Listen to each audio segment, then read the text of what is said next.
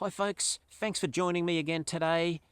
I recently had a company called Dehancer reach out to me and ask if I'd be interested in having a look at and reviewing their software, interestingly enough called Dehancer. Now, what is Dehancer? Well, Dehancer is basically a film simulation software. So it acts as a plugin for Capture One, Affinity Photo, Lightroom, those sort of programs, and it hopes to recreate the film stocks of old out of your digital image that you've shot. So it's hoping to get back to those good old days where we shot with Velvia, Provia, things like that, and it's hoping to give you that look on your digital image. Is it effective? Let's go. Let's have a look and see.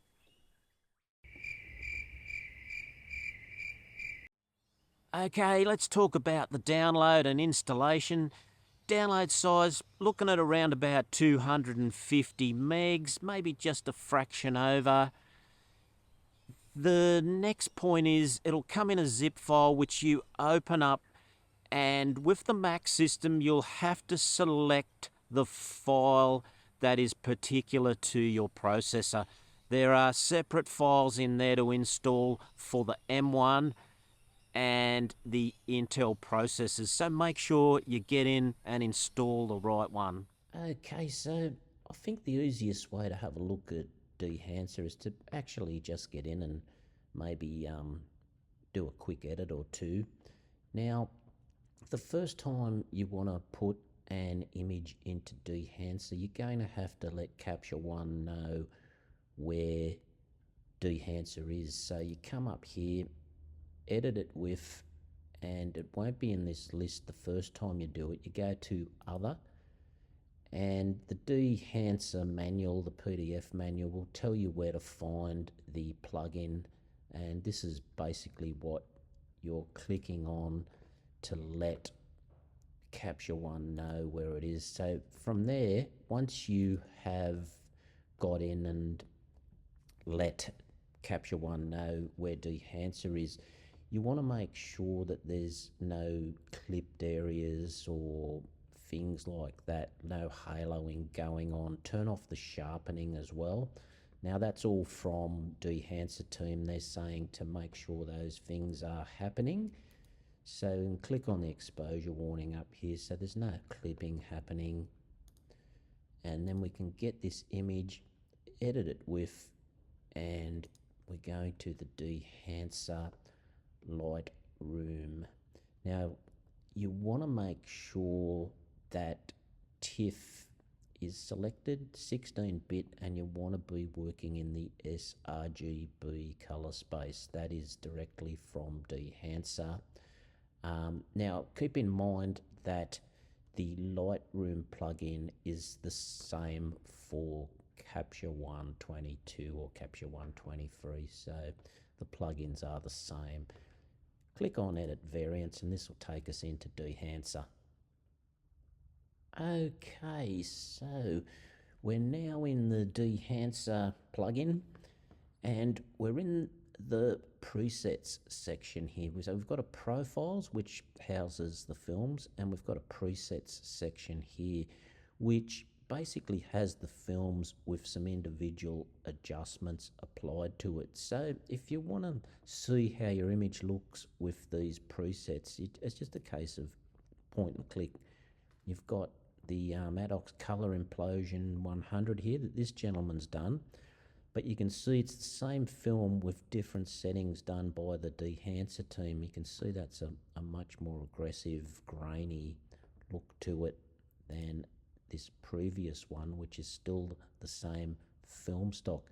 So your settings are done over here on the right hand side, your personal settings, and if and when you find something that suits you, you can then save the preset over here. It's nice and easy that you can get in and actually then apply that preset further down the track to any other images you have that you think may suit that. Now, the profile section over here has the film stocks pretty much in their purest form with no settings changed. So you can again just click on them and see how your image looks. It's that easy. It's just a case of point and click. Now, should you ever want to restore everything back to scratch in here, you've got a number of options here. So this one will undo your last edit. This one restores the last used settings, but this one here sets everything back to its defaults. I'll show you a little trick that I've found here. Click that. This will take everything back to its defaults. But if we go over here now and click on the profiles, we can't access them. So what's going on there is you've got to come here and click this checkbox to enable them. So if you do this basically master reset, just make sure if you're going to use your profiles, you're going to have to come here and click that checkbox. Again, in the presets, any alterations or setting changes that you do over here, you can then create a preset and have that for future reference or future application on any of your images. So that's our profile and presets area. Next, we have the ability here with these icons, we can turn that profile and presets area off to give us a bit more working space here. Settings here, we can update the film profiles. So if we want to check if Dehancer has created any other film profiles, we can click on that and it'll go there, it'll scan across here, have a look. Nope, there's nothing happening in the way of new film profiles. Okay, we'll play on. Now again, these are the ones I just mentioned, like basically a master reset, undo last, and our restore last used settings. Okay, so we're coming across to the top here. Now this here is going to allow us to sort of toggle the inspector, which will allow us to see or hide this histogram. So you can see there, as we're toggling that, the histogram comes and goes, but it gives us a little different view on the screen. 1:1, this is handy that if you zoom in on, say here, and you want to have a look at the grain, and you're zooming in super close, that it's just a one hit button that's going to take you back to fit the screen again. And again, this here is a preview button, so you can see what the image was like when it came in as compared to how it is now. So basically we've gone from that, which was the original that I've brought in, to that. So there are a couple of features there. Up here we have the cancel button. We have the OK button. The OK button is basically the same as an export button. So when you're happy with this image, click OK, and then that will put it back into your Capture One in a TIFF file. So you'll find it back in Capture One. So the next section that we're going to have a look at is source. Now, this is very similar to what you would be using already in Lightroom, and that it basically just an exposure adjustment. Looks fairly standard when you apply it. You see there it's just going up or down in exposure. Double click on the slider, puts it back, or any of these sliders restores it to their default position. Color, temperature, tint, and defringing is basically, adjusting your chromatic aberration. So this is all an area that you would be very familiar with if you've done any editing in, most types of editing software. Okay, so the next cab off the rank is film compression.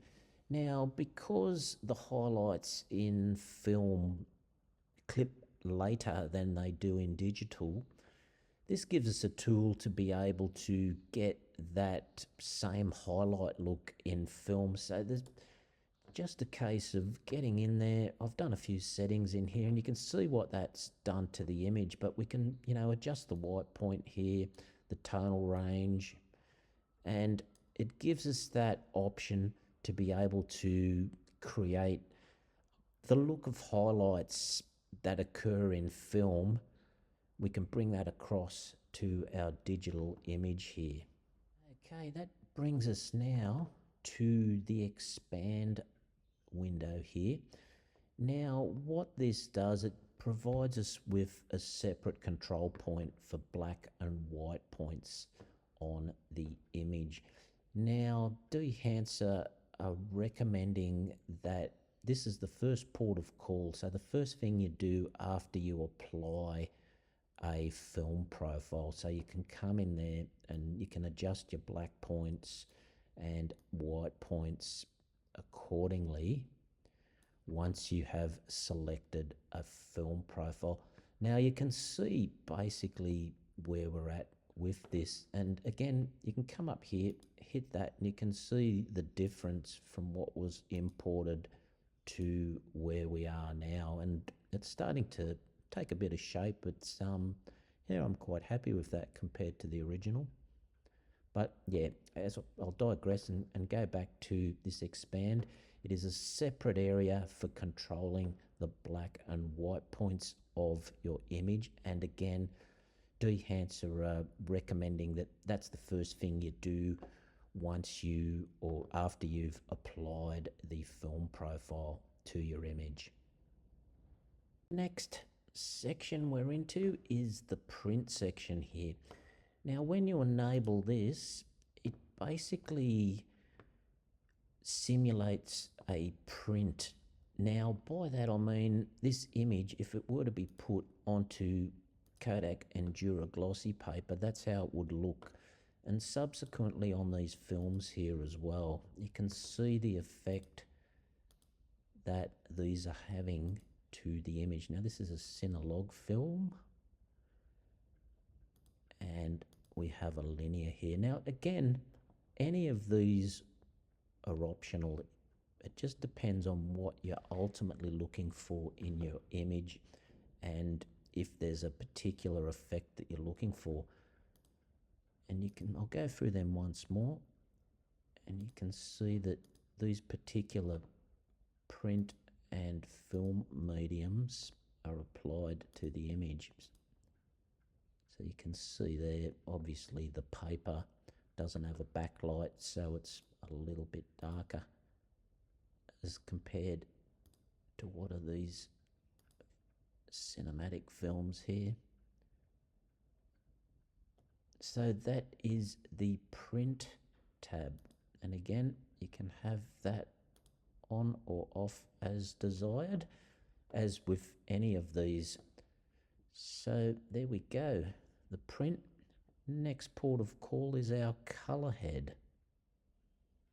Okay, so I've just had a quick bit of lunch and we're back into this editing here again now on the Dehancer software. Now the next port of call is color head, which is basically a series of color corrections. So we can tick our checkbox there and we can see here, now these are a color correction that is basically similar to what's applied by an analog photo enlarger. Now you can see here, these are very similar to what you would use in different types of editing software of cooling and warming images and applying different color corrections. So that can be done here, and it can also apply them into the shadows, midtones and highlights, and they can be worked as a gang. So you can work them individually, or you can tick that checkbox and they'll, basically all move together as a gang. Now on here, preserve exposure, so that's basically going to compensate for any exposure changes that are occurring with the color corrections. And impact is basically, think of it as an opacity slider, so you can dial in as little or as much of the effect as you like. So that's color head, basically a series of color corrections that you can apply within Dehancer, and also it, like I said, it gives that sort of similar look to what's applied by an analog photo enlarger.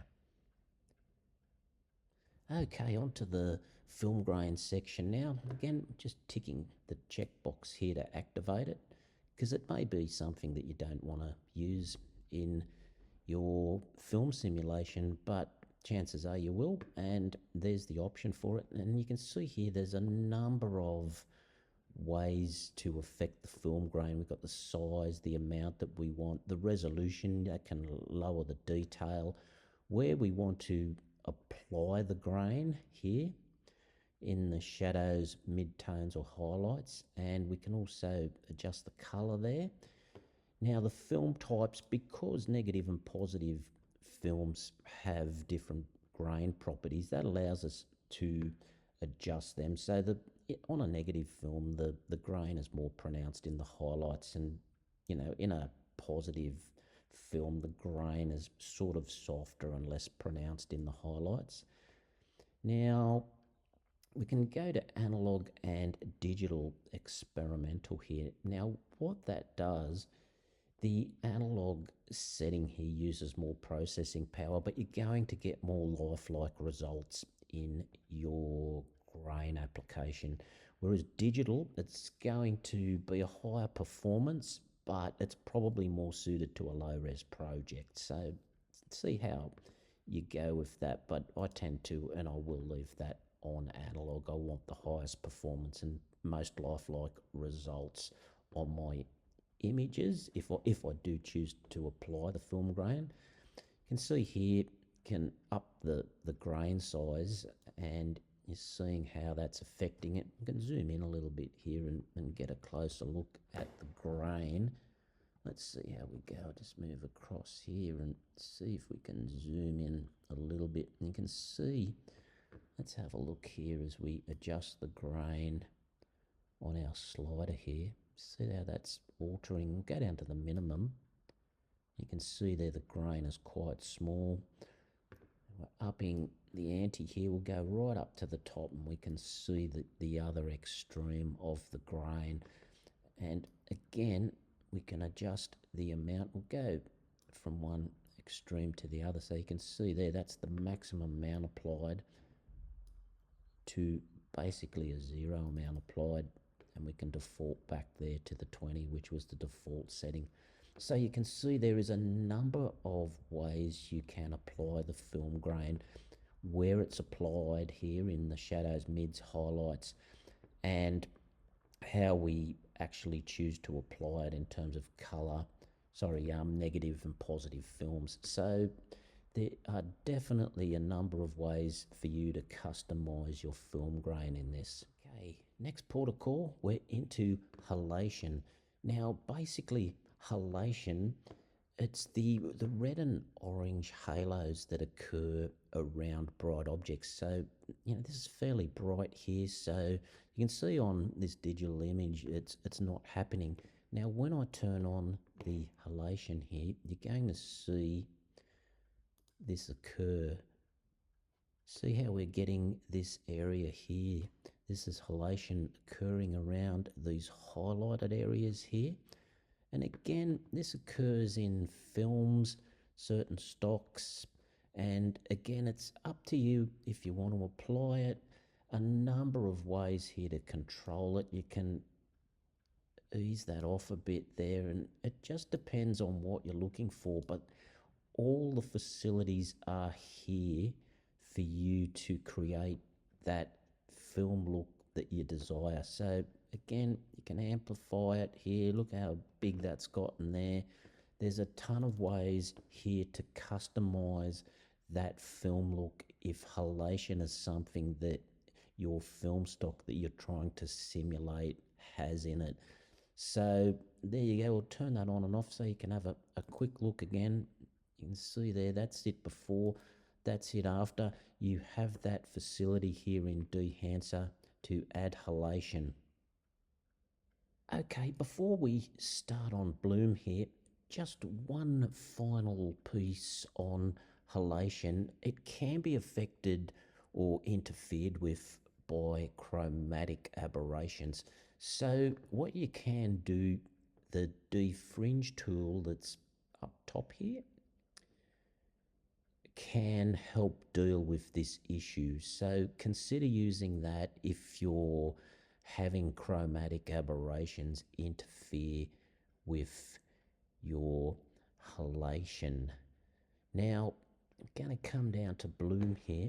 I'm going to use an extreme example here on bloom and what it does. Now, bloom is similar to halation, and it basically adds to a light source, nearly like, think of a mist being around the light source and the light sort of illuminating that mist. That's what bloom is.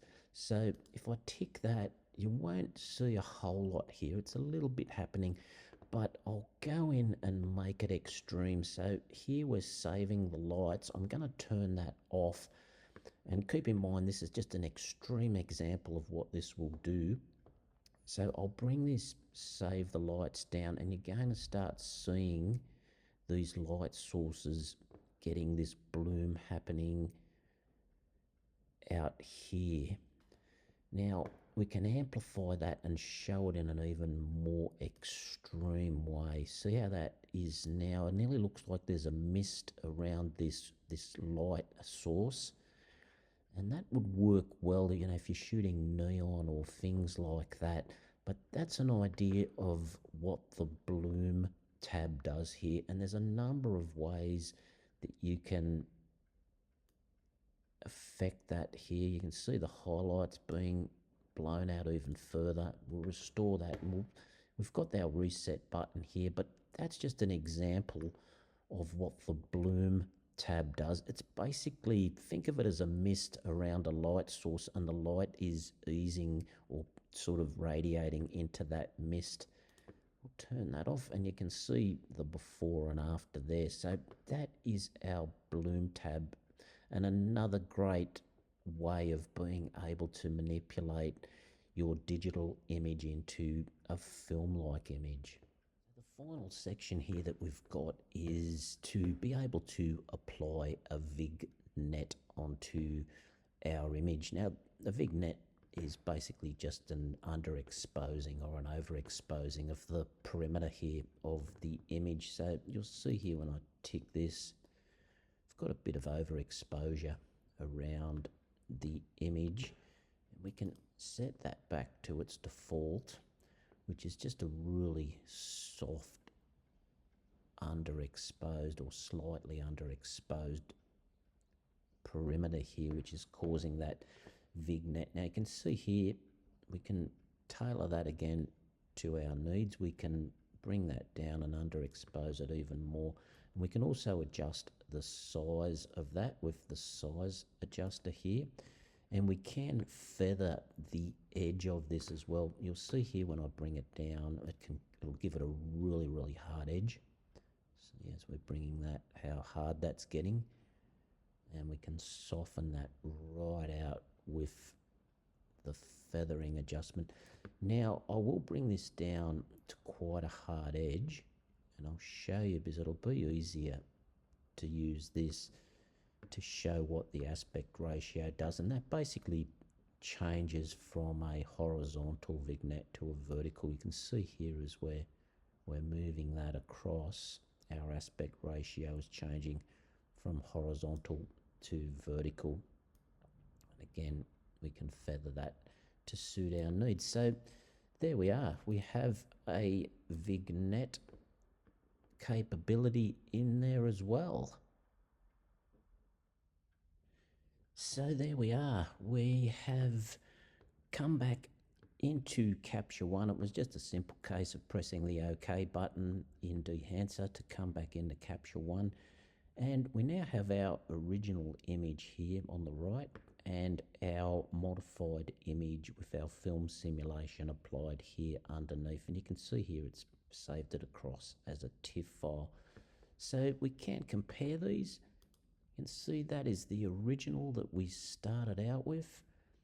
And here is our image after it's been through Dehancer. Now for me, I'm really excited to be able to use Dehancer. I love the old film stocks and I really think it's going to add a bit to my photography and my photos, because I do love moody photos. If you follow my Instagram, you'll notice that like a lot of my photos are quite dark and moody, and I do like that vintage look in photos, and I'm sure that I can get that vintage look out of Dehancer.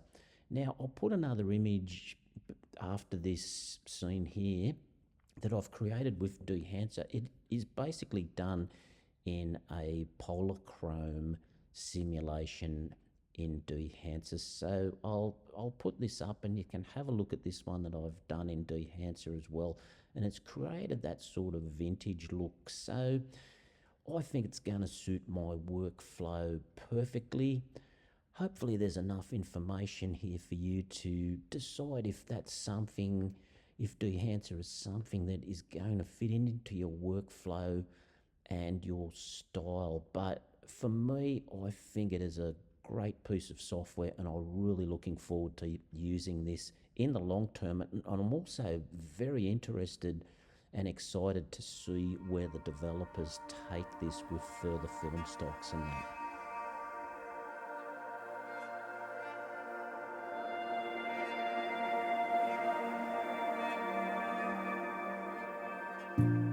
Alright, well I hope this video has given you a bit of an insight and a bit of an idea if Dehancer is a piece of software that would be helpful in your workflow.